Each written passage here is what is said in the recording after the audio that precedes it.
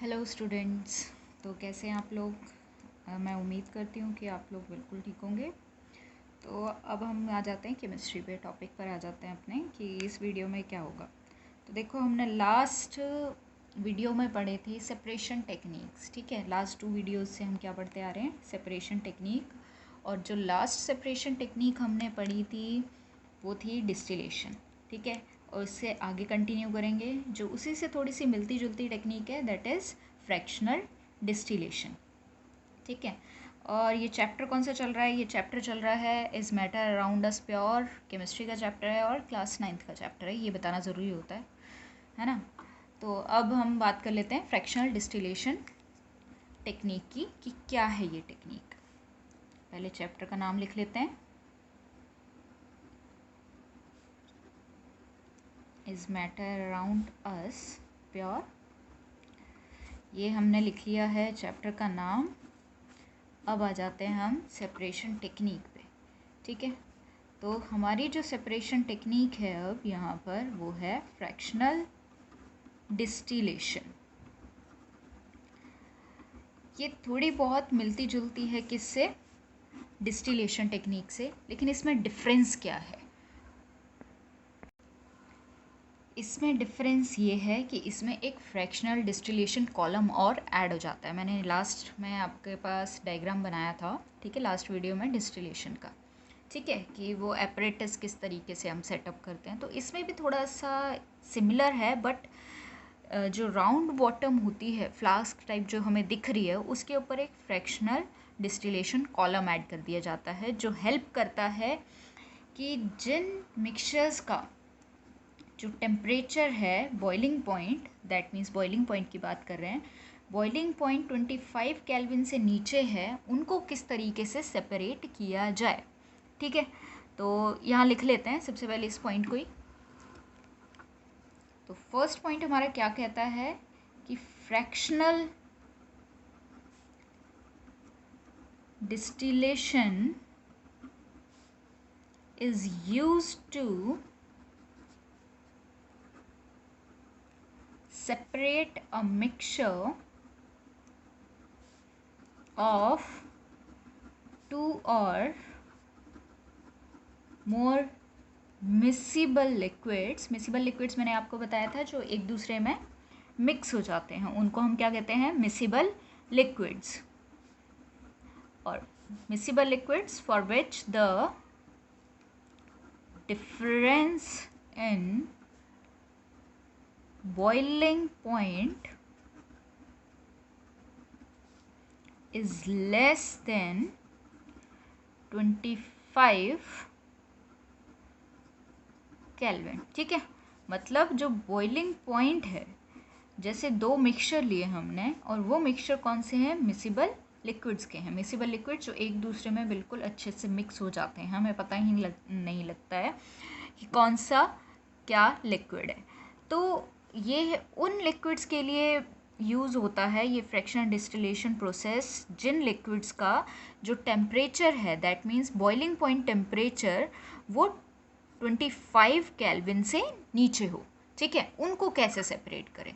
और last time क्या था कि 25 केल्विन से काफ़ी ऊपर होता है जिन मिक्सचर्स का टेम्परेचर बॉइलिंग पॉइंट, उनको कैसे सेपरेट करते हैं, उसके लिए डिस्टिलेशन मेथड यूज़ होता था। लेकिन इसमें क्या, कौन सा मेथड यूज़ होगा? इसमें मेथड यूज़ होगा that is fractional distillation column. और क्यों यूज़ होगा? क्योंकि जो बॉइलिंग पॉइंट डिफरेंस है उन दोनों लिक्विड का, वो क्या है? 25 केल्विन से लेस है। देखो, अब जो एयर है, ठीक है, एयर की बात कर लेते हैं। एयर जो है वो क्या होता है? होमोजेनस मिक्सचर होता है।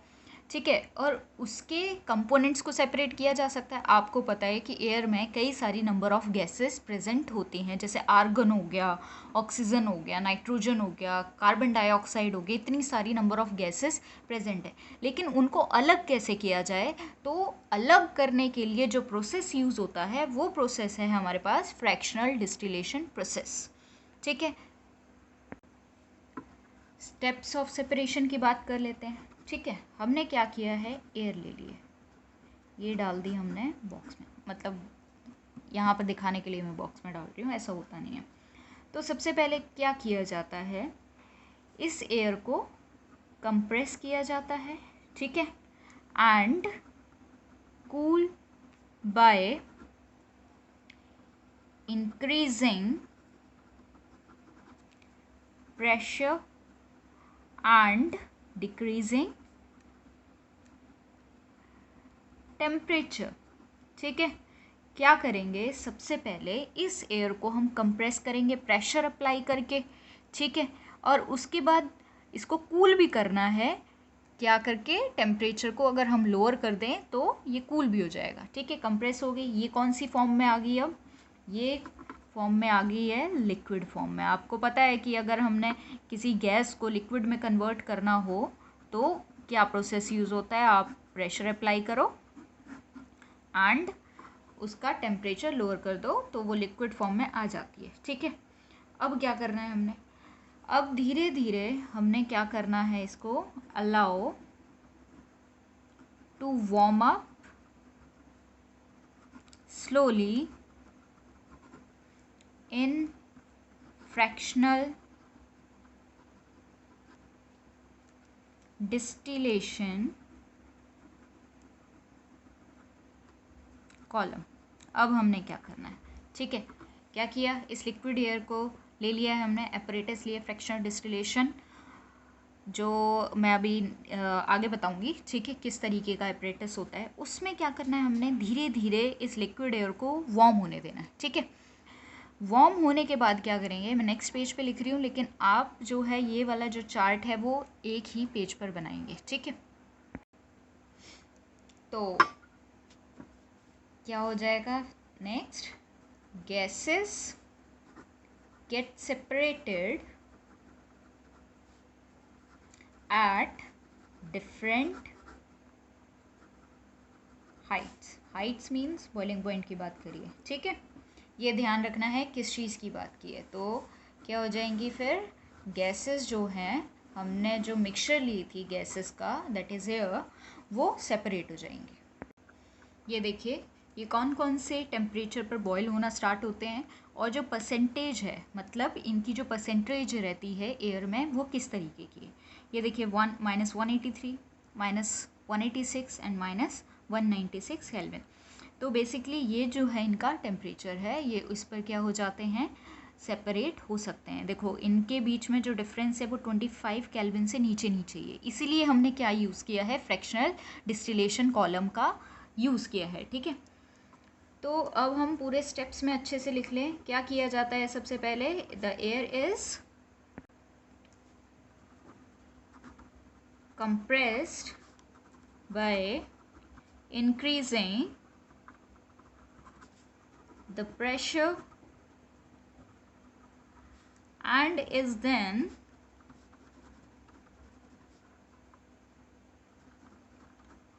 cooled by decreasing the temperature to get liquid air. ठीक है, लिक्विड एयर को लाने के लिए हमने क्या करना है, एयर को कंप्रेस किया, प्रेशर अप्लाई करके, कूल किया, टेम्परेचर डिक्रीज करके, दैट इज़ इट। इससे ज़्यादा कुछ नहीं करते हैं, ज़्यादा करने की ज़रूरत भी नहीं है। नेक्स्ट हमने क्या करना है कि द लिक्विड एयर जो है उसको धीरे धीरे वार्म करना है। ठीक है, स्लोली वार्म अप करना है, और अ फ्रैक्शनल डिस्टिलेशन कॉलम किस में वार्म करना है, फ्रैक्शनल डिस्टिलेशन कॉलम में, जहाँ पर क्या होता है कि जो गैसेस है वो धीरे धीरे सेपरेट होना स्टार्ट हो जाती हैं अपने अपने टेम्परेचर पे, है ना। ये वाला मैंने ऊपर बताया था आपको टेम्परेचर, ये दिखाई दे रहा होगा आपको। ठीक है, अपने अपने टेम्परेचर पर वो क्या हो जाएंगी, बॉयल होना स्टार्ट हो जाएंगी, और जैसे ही बॉयल होंगी तो वो गैशियस फॉर्म में पहुँचेंगी, और फिर वही डिस्टिलेशन वाला प्रोसेस यूज़ होगा कि कंडेंसर से होते हुए जाएंगी। कंडेंसर क्या काम करेगा, अगर कोई गैस है तो उसमें से पास आउट हो रही है, ठीक है, जो हमने कंडेंसर लगाया है, ठीक है, उसमें से पास हो रही है, तो वो उसको क्या कर देता है, लिक्विड फॉर्म में चेंज कर देता है, और फिर नीचे जाके वो हमें बीकर में मिल जाता है। दैट इज़ इट, यही होता था, है ना। ये अभी मैं डायग्राम भी बना के दिखाऊंगी आपको। तो इस तरीके से जो सेपरेशन है वो होना स्टार्ट हो जाएगा। अब ये है diagram, separation of gas from air, मतलब गैस को किस तरीके से सेपरेट किया जाए by using fractional distillation process को, ठीक है, फॉलो करके।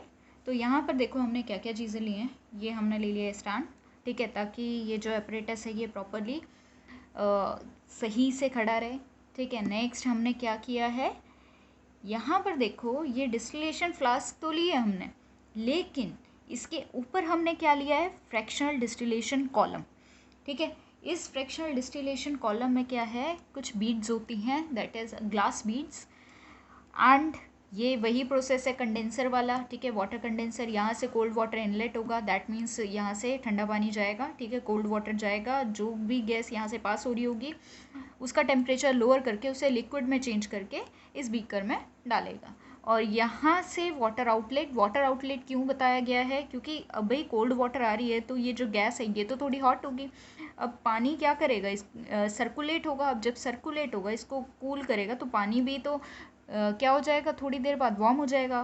तो लेकिन हमें वार्म वाटर तो चाहिए नहीं है, क्योंकि हमें क्या करना है, गैस को कूल करना है। तो क्या हो जाएगा, यहाँ से बाहर निकल जाएगी वाटर जो वार्म है, और यहाँ से कोल्ड वाटर इनलेट होता रहेगा। ये हमने ले लिया है, बाकी सब चीज़ें सेम हैं। ये बर्नर है, ये बताने की तो ज़रूरत नहीं है, क्योंकि अब 3-4 बार हम ये चीज़ें कर चुके हैं, तो दोबारा ये चीज़ें दोहराने में टाइम वेस्ट है, मतलब, ठीक है। तो अब क्या हुआ है, यहाँ में हमने ले लिया है मिक्सचर, जो लिक्विड मिक्सचर है। अब क्या किया है हमने, उस मिक्सचर को धीरे धीरे हम वार्म कर रहे हैं। अब जो भी गैस बनेगा वो कहाँ पर पहुँचेगा, यहाँ पर जाके पहुँचेगा। अब जैसे ही यहाँ पर पहुँचेगा तो आपको पता है कि अगर किसी चीज़ से गैस टकराती है तो वो किस में चेंज हो जाती है, दोबारा लिक्विड फॉर्म में। तो वहाँ यहाँ पर यही प्रोसेस होगा, ठीक है, थोड़ा लिक्विड फॉर्म में पहुँच जाएगा, और लेकिन ये भी धीरे धीरे वार्म होता रहेगा, क्योंकि यहाँ से जो गैस जा रही है वो क्या कर रही है, इसे धीरे से वार्म कर देगी, स्लोली वार्म करेगी। अब जैसे जैसे वार्म करेगी तो यहाँ से हमें क्या पता देखने को मिलेगा कि यहाँ से ना गैस पास होनी स्टार्ट हो गई है। दिखेगा नहीं क्योंकि कलर तो उगता नहीं है इन गैसेस का। तो जैसे ही गैसेस यहाँ से पास होंगी, कंडेंसर से होते हुए गुजरेंगी, कंडेंसर क्या काम करेगा, उसे लिक्विड फॉर्म में पहुँचाएगा, और लिक्विड फॉर्म में पहुँचाते हुए इस बीकर में वो लिक्विड फॉर्म में pure liquid component, that is pure liquid gas जो है आ जाएगी लिक्विड फॉर्म में। तो ये हो गया हमारा फ्रैक्शनल डिस्टिलेशन प्रोसेस, ये यहाँ पर होता है ख़त्म। नेक्स्ट हमारे पास जो प्रोसेस है दैट इज़ क्रिस्टलाइजेशन प्रोसेस। अब ये आ गया हमारा क्रिस्टलाइजेशन प्रोसेस। ये प्रोसेस हम क्यों यूज़ करते हैं, देखो ये प्रोसेस हम इसलिए यूज़ करते हैं ताकि किसी सॉलिड में से इम्प्योरिटीज़ को ख़त्म कर सके और फिर उसके बाद उसकी क्रिस्टल बना सके। जैसे कोई लिक्विड फॉर्म में कोई भी मिक्सचर है हमारे पास, उसमें इम्प्योरिटीज़ भी प्रेजेंट है, तो फिर अगर क्रिस्टलाइजेशन प्रोसेस हम यूज़ करें ना, तो उससे क्या होती है, इम्प्योरिटीज़ भी ख़त्म होती है और साथ में प्योर क्रिस्टल्स भी देखने को मिलते हैं। Next, this process is used in the purification of salt from sea water, separation of crystal of alum from impure samples. देखो यहाँ पर ये आ गया है फिर से salt from sea water। हम पहले तो इसके लिए evaporation process यूज़ कर रहे थे, लेकिन अब ये प्रोसेस यूज़ नहीं होगा, ये बताऊँगी क्यों नहीं होगा, ठीक है। अब यहाँ पर है separation of crystal of alum. आपको एलम पता होगा, जिसको हम कहते हैं हिंदी में फिटकरी, ठीक है। अगर हमारे पास इम्प्योर सैंपल्स हैं और हमें क्या चाहिए, प्योर सैंपल चाहिए एलम का, ठीक है, फिटकरी का, तो हम कौन सा प्रोसेस यूज़ करेंगे, crystallization process. This process is used. अब हम देख लेते हैं कि भाई इवेपोरेशन से बेटर ये प्रोसेस क्यों है, और हम सॉल्ट फ्रॉम सी वाटर को अलग करने के लिए यही वाला प्रोसेस क्यों यूज़ कर रहे हैं, इवेपोरेशन प्रोसेस को क्यों हम नहीं कंसिडर करते हैं। तो इसके लिए 2 रीज़न है। देखो crystallization process is better method than evaporation. क्यों है ये बेटर मेथड, क्योंकि देखो इवेपोरेशन प्रोसेस से क्या होता है, कुछ सॉलिड डिकम्पोज जो होते हैं, या फिर जैसे शुगर हो गया, या फिर और भी दूसरी चीज़ें, ठीक है, सब्सटेंसेस जो होते हैं, अगर हम उनको हीट करते हैं, या फिर हमने क्या करना है, जैसे शुगर को ही अलग करना है वाटर से, तो हम उसे हीट करते रहेंगे जब तक हमारे पास शुगर ना आ जाए। लेकिन एंड में क्या होता है ना, कि हम उसको जब हीट करने लगते हैं तो शुगर जो है बर्न होना स्टार्ट हो जाता है, ठीक है। बर्न होना स्टार्ट हो जाएगा, दैट इज़ चार्ड होना स्टार्ट हो जाएगा और बिल्कुल ड्राई हो जाएगा, जो चीज़ हमें नहीं चाहिए। हमें क्या चाहिए? क्रिस्टल चाहिए शुगर के। तो भाई इससे इस प्रोसेस से तो नहीं मिल रहे हैं, मतलब इवेपोरेशन प्रोसेस से तो मिल नहीं रहे हैं। तो हम इसके लिए कौन सा प्रोसेस यूज़ करेंगे? क्रिस्टलाइजेशन प्रोसेस, जिससे हमें क्या मिलना शुरू हो जाएंगे? क्रिस्टल्स मिलना शुरू हो जाएंगे, एंड वो भी प्योर। ठीक है, यहाँ पर देखो सम इम्प्योरिटीज़ में रिमेन डिजॉल्व। अब आप क्या कर रहे हो? सी वाटर में से सॉल्ट को अलग करना चाह रहे हो। ठीक है, आप हीट कर रहे हो, इवेपोरेट कर रहे हो वाटर को, सॉल्ट नीचे रह जाएगा। लेकिन कभी आपने ध्यान दिया है कि जब हम ये वाला प्रोसेस यूज़ करते हैं तो सी वाटर में काफ़ी सारी इम्प्योरिटीज़ भी प्रेजेंट रहती हैं। ठीक है, मे बी डस्ट हो, सैंड हो, कुछ भी हो सकती है, तो वो भी तो नीचे रिमेन रह जाएगी। तो हमारे पास तो भाई मिला नहीं जो हम चाह रहे हैं। ठीक है, सॉल्ट क्रिस्टल्स नहीं मिले, तो इस वजह से भी हम क्रिस्टलाइजेशन प्रोसेस प्रेफर करते हैं ओवर इवेपोरेशन। अब देख लेते हैं मेथड ऑफ क्रिस्टलाइजेशन, मतलब किस तरीके से ये प्रोसेस यूज़ करते हैं। हमने क्या किया है, जो इम्प्योरिटीज़ हैं सबसे पहले उस मिक्सचर में से निकाल दिए, फिल्टरेट कर दिए। ठीक है, फिल्टर आउट कर दिए हमने, इम्प्योरिटीज़ निकल गई। नेक्स्ट, वाटर को इवेपोरेट कर रहे हैं। वाटर को तब तक इवेपोरेट कर रहे हैं जब तक हमारे पास सैचुरेटेड सॉल्यूशन नहीं आता। ठीक है, सैचुरेटेड सॉल्यूशन दोबारा से रिमाइंड करा देती हूँ क्या होता है। ये वो सॉल्यूशंस होते हैं जिसमें और ज़्यादा सॉल्यूट ऐड नहीं हो सकता। ठीक है, इसके बाद क्या करना है, the solution is covered with filter paper and left it as it is. अब हमने क्या किया, बीकर में भाई ये सैचुरेटेड जो सॉल्यूशन लिया है इसको हमने कवर कर देना है फिल्टर पेपर से। फिल्टर पेपर से कवर करने के बाद कुछ देर के लिए या कुछ टाइम के लिए हमने क्या करना है, इसको एज इट इज़ छोड़ देना है। कुछ टाइम बाद हम क्या देखेंगे कि भाई इसके अंदर क्रिस्टल्स फॉर्म होना स्टार्ट हो गया, और वो जो क्रिस्टल्स हैं वो प्योर सॉलिड है। ठीक है, अगर हम सॉल्ट की बात करें तो सॉल्ट के क्रिस्टल्स आ जाएंगे, शुगर की बात करते हैं तो शुगर के क्रिस्टल्स आ जाएंगे, अगर एलम की बात करते हैं तो एलम के क्रिस्टल्स इसी तरीके से फॉर्म हो जाएंगे। तो प्रोसेस कौन सा यूज़ किया हमने? Crystallization method. और यहाँ पर अब आपकी ख़त्म होते हैं सेपरेशन टेक्निक। ये सारी सेपरेशन टेक्निक जितने भी इस चैप्टर में है वो सारी की सारी यहाँ तक है। ठीक है, यहाँ तक ख़त्म होती हैं। इसके बाद हम पढ़ लेते हैं फिजिकल एंड केमिकल चेंजेस। अब है physical and chemical changes. Physical changes क्या होते हैं? ये वो प्रोसेस है जब किसी फिजिकल प्रॉपर्टी में चेंज आ जाए। फिजिकल प्रॉपर्टीज़ में मतलब कि हमें देखने में ऐसा लगे कि कुछ चेंज हुआ है। ठीक है, जैसे रिजिडिटी हो गया, शेप हो गया, साइज़ हो गया, मतलब साइज़ में कुछ चेंज आ गया है कि हमें ऐसा लग रहा है कि साइज़ में कुछ चेंज है, या फिर शेप में कोई चेंज है, या फिर हम कह रहे हैं कि रिजिडिटी में चेंज है। तो ऐसे अगर चेंजेस जो हमें हमारी आँखों को देखने को मिले उनको हम कहते हैं फिजिकल चेंजेस। लेकिन केमिकल चेंजेस थोड़े से अलग होते हैं। केमिकल चेंजेस क्या होते हैं कि भाई the process in which new substance are formed. अब क्या हो गया भाई, अगर केमिकल चेंजेस हो रहे हैं तो उस केस में क्या होगा कि कोई नया सब्सटेंस बन जाएगा। फिजिकल चेंज में ऐसा नहीं होता, कोई नया सब्सटेंस नहीं बनता। और मोस्ट ऑफ द केसेस में अगर कोई चेंज आता भी है तो उसको रिवर्स भी किया जा सकता है, इट इज़ रिवर्सिबल। लेकिन केमिकल चेंज में ऐसा नहीं होता, नया सब्सटेंस बन जाएगा, नया सब्सटेंस के बनने के बाद हम उसको वापस उसी फॉर्म में नहीं ला सकते। ठीक है, ये परमानेंट चेंज होता है और ये जो होता है टेम्परेरी चेंज होता है। ठीक है, और क्या लिखा हुआ है देखो, chemical properties of substance get change are called chemical changes. देखो इस केस में क्या होता है कि कोई भी अगर हमने सब्सटेंस ले लिया तो उसकी जो केमिकल प्रॉपर्टीज़ है, उसकी केमिकल कंपोजिशन है, वो बिल्कुल चेंज हो जाएगी। वो चेंज हो गई, सब्सटेंस एकदम से चेंज हो गया। अब भाई सब्सटेंस एकदम से चेंज हो गया, उसको दोबारा रिवर्स तो कर नहीं सकते। ठीक है, तो इसको हम कहते हैं केमिकल चेंज। कुछ एग्जांपल देखो यहाँ केमिकल प्रॉपर्टीज़ के दे रखे हैं, जैसे कि ऑर्डर हो गया। ऑर्डर मीन्स स्मेल, इन्फ्लेमेबिलिटी मीन्स कि अगर किसी चीज़ को हम बर्न कर दें, उसकी बात की है। अब इसकी हम बात कर लेते हैं डिफरेंस। ठीक है, जो बहुत अच्छे से डिफरेंस करने में हेल्प करेगा आपको।